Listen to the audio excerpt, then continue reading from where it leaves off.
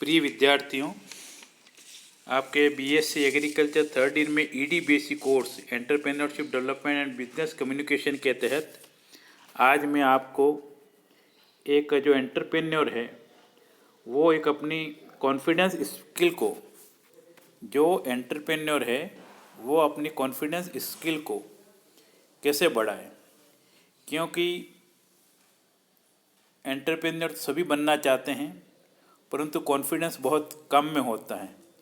और जिसमें कॉन्फिडेंस होता है, अपने आप में विश्वास होता है, कुछ करने का जुनून होता है, वही व्यक्ति उद्यमिता के क्षेत्र में आगे बढ़ सकता है, सफल हो सकता है और देश के आर्थिक विकास में योगदान दे सकता है। तो कुछ छोटी छोटी सी बातें हैं जिनको हम ध्यान में रख करके एक एंटरप्रेन्योर के रूप में अपना कॉन्फिडेंस बढ़ा सकते हैं। तो इसमें सबसे पहली बात है कि अपने काम से प्यार करें।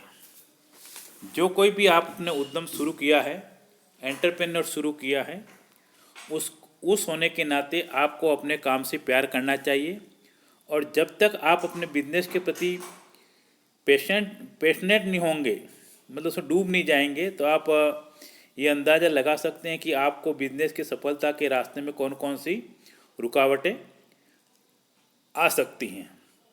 तो इसलिए जो भी अपना कार्य है, उद्यम है, चाहे छोटा है चाहे बड़ा है, तो उसका कोई समस्या आ रही है तो उसका हल निकाल करके उसके प्रति समर्पित रहना चाहिए।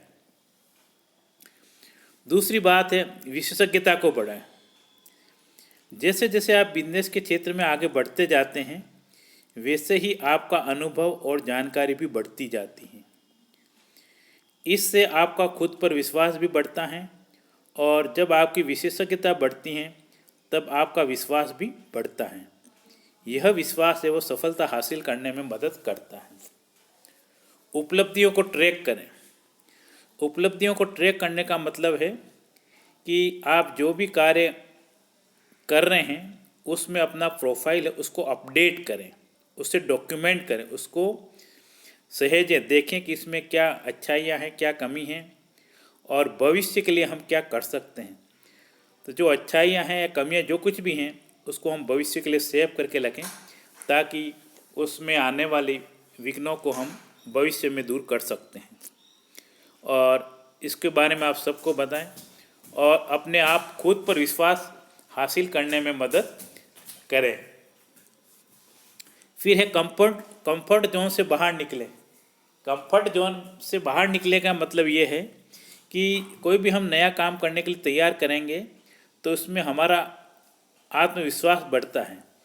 भले ही हम उस काम में सफल हों या नहीं हों या कम सफलता मिले, परंतु इससे ये होगा कि हम भविष्य में उस काम को करने में हिचकिचाएंगे नहीं।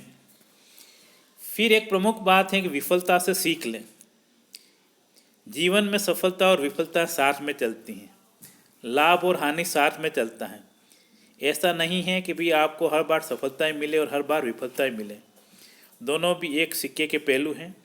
तो जब हम किसी विफलता को सकारात्मक तरीके से सोचेंगे तो हमको ये पता लगेगा कि हम विफल किस तरीके से हुए हैं।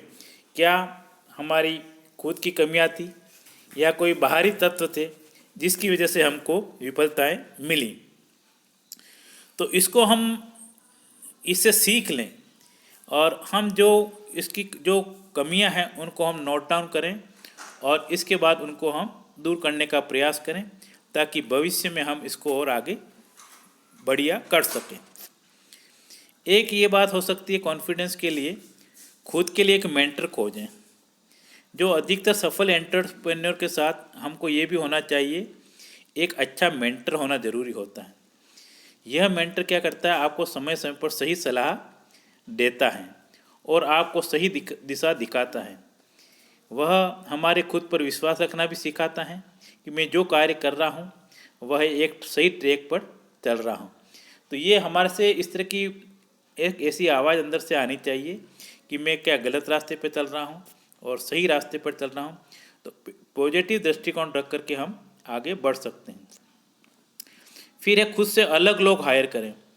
खुद से अलग लोग हायर करने का मतलब ये होता है कि जो एक बिजनेसमैन है, एक एंटरप्रेन्योर है, उसको अपनी एक कार्य के लिए एक टीम बनाना चाहिए। उसमें पर्सनल का हो, शॉपिंग का हो, मार्केटिंग का हो, अलग अलग प्रकार के व्यक्ति ट्रेंड होने चाहिए। इससे क्या होगा कि उनके क्षेत्र में जो विशेषज्ञता हासिल है उसका फ़ायदा या एडवांटेज उस बिज़नेस को होगा और हमारा जो है वो प्रॉफिट ज़्यादा हो सकता है। इससे ये एक्सपर्ट होते हैं, तो इससे क्या हमको कॉन्फिडेंस बढ़ता है और हम प्रभावी रूप से कह सकते हैं कि हमारे जो सभी वर्कर्स हैं वो